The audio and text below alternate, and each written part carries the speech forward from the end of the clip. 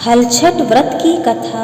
सनातन धर्म में भाद्रपद कृष्ण पक्ष की षष्ठी तिथि का विशेष महत्व माना जाता है। इस दिन महिलाएं हलछठ व्रत रखती हैं, जिसे ललही छठ, हल षष्ठी व्रत के नाम से जाना जाता है।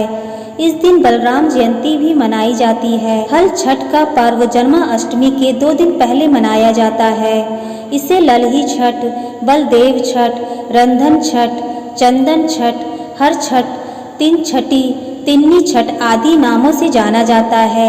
मान्यताओं के अनुसार इस दिन श्री कृष्ण भगवान के बड़े भाई बलराम जी का जन्म हुआ था, इसलिए इस दिन बलराम जी की भी पूजा की जाती है। जो महिलाएं सच्चे मन से ये व्रत रखती हैं, उनकी संतान को दीर्घ आयु की प्राप्ति होती है।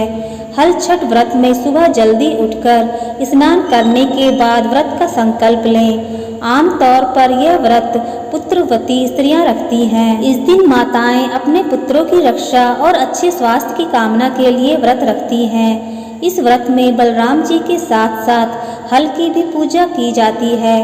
कहते हैं इस दिन हल के द्वारा बोया हुआ अन्न और सब्जियां नहीं खानी चाहिए। इस दिन भैंस के दूध का सेवन किया जाता है। यह व्रत निराहार रखने का विधान है। व्रत की विधि विधान पूजा के बाद महिलाएं भैंस के दूध से बने दही और महुआ को पलाश के पत्तों पर खाती हैं। इस तरह से व्रत का समापन होता है। कहते हैं इस व्रत को करने से धन, ऐश्वर्य आदि की प्राप्ति होती है। हलछठ व्रत की कथा।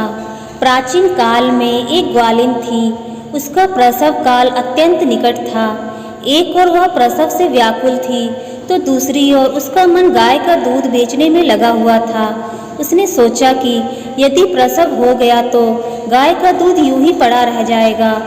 यह सोचकर उसने दूध दही के घड़े सिर पर रखे और बेचने के लिए चल दी। किंतु कुछ दूर पहुंचने पर उसे असहनीय प्रसव पीड़ा हुई। वह एक छरबेरी की ओट में चली गई और वहां एक बच्चे को जन्म दिया।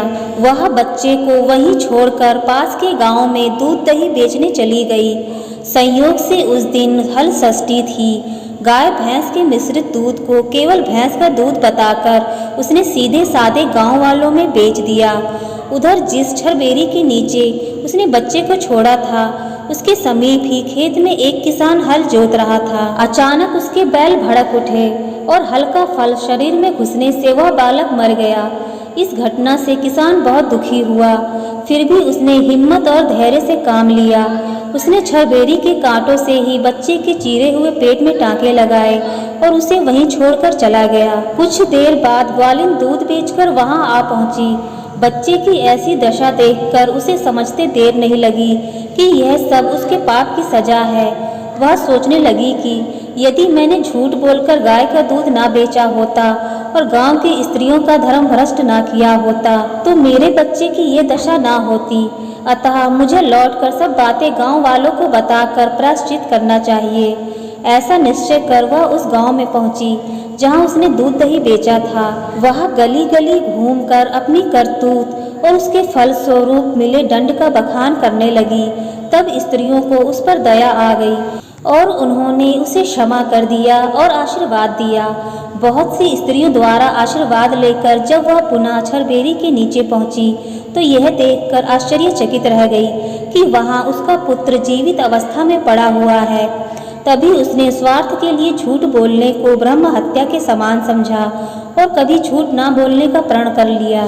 कहा जाता है कि जिस दिन बच्चे का जन्म होता है, छठी माता उसकी रक्षा करती हैं और छठी के दिन तक उसके साथ रहती हैं। इसलिए बच्चे के लिए छठी माता की पूजा उस दिन की जाती है। जैसी कृपा आपने ग्वालिन पर की, वैसी कृपा हम सब पर करना। जय हल छठ माता की जय।